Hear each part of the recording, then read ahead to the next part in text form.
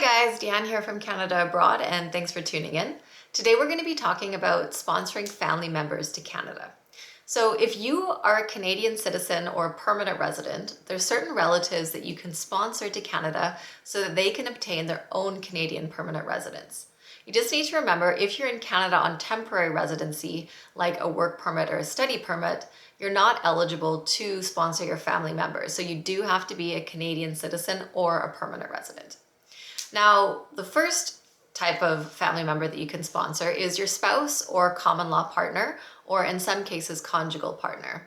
So for this type of application, you would go through the family class if your spouse or common law partner or conjugal partner is living overseas, or if they're with you in Canada already, you can apply through the In Canada class.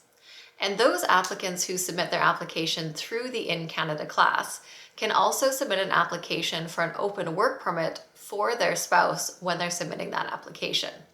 Now, these kinds of applications, they take different times to process depending on, if they're in the middle of a pandemic or how many applications they're receiving. But they do say on average that it will take 12 months to process these types of applications. And the same goes for the family class right now. If you have dependent children, so these are children under the age of 22, you can also sponsor them for their Canadian permanent residence.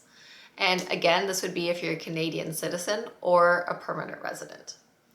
The next type of relative that you can sponsor is your parents.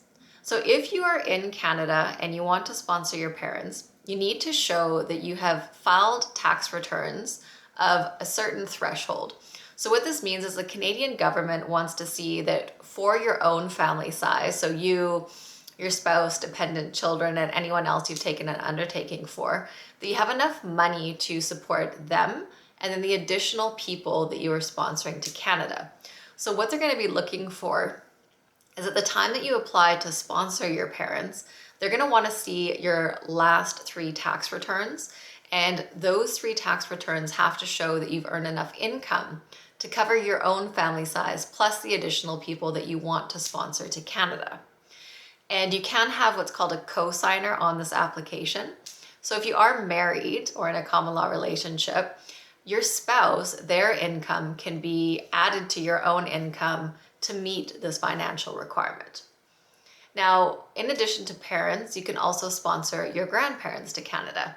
And the requirements for the grandparents, it's the same financial requirements as for parents. Now, with both the parents and the grandparents sponsorship, the important thing to note right now is that it's basically a lottery system. What the government does is they notify everyone on the Canadian government website when they're going to be taking applications. And what you as the sponsor have to do is you have to complete an online application form letting them know that you would like to sponsor your parents or grandparents, and you have to fill in some personal information. They then collect all of these individuals' forms that want to sponsor their parents or grandparents, and then they run it like a lottery. They select a certain amount of people per year that will be allowed to then sponsor their parents or grandparents. So just because you meet the minimum criteria to sponsor your family member, it doesn't mean that they're necessarily going to be picked and that they're going to get their permanent residency.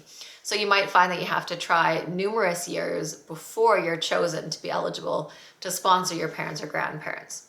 So that is one way of bringing them over.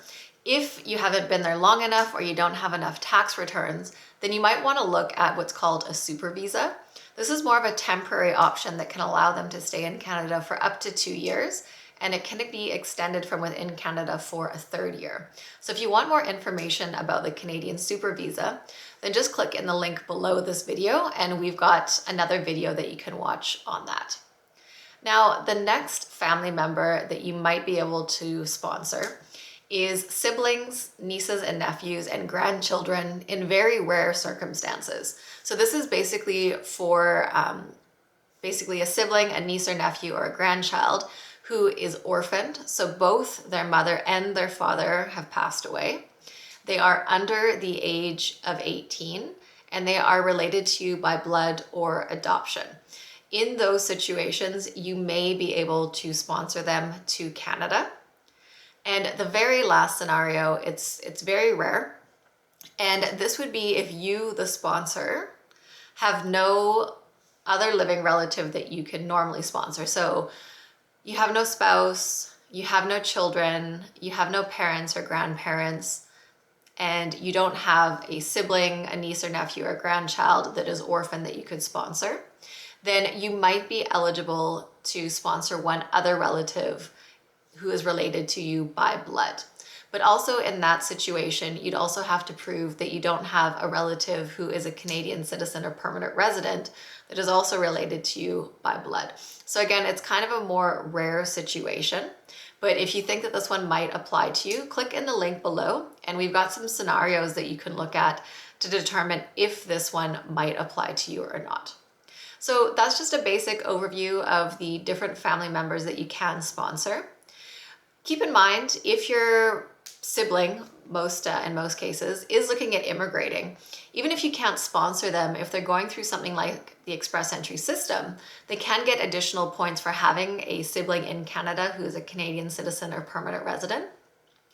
Or if you have somebody who is a family member and looking to immigrate to Canada, just by having a relative in certain provinces might make them eligible to look at a provincial nomination. So you might want to investigate all of these options. Even though you might not be able to sponsor them directly, they might get some kind of benefit from having that relative in Canada. So thanks for tuning in, and don't forget to subscribe to our channel to stay up to date with all the latest Canadian immigration news and updates.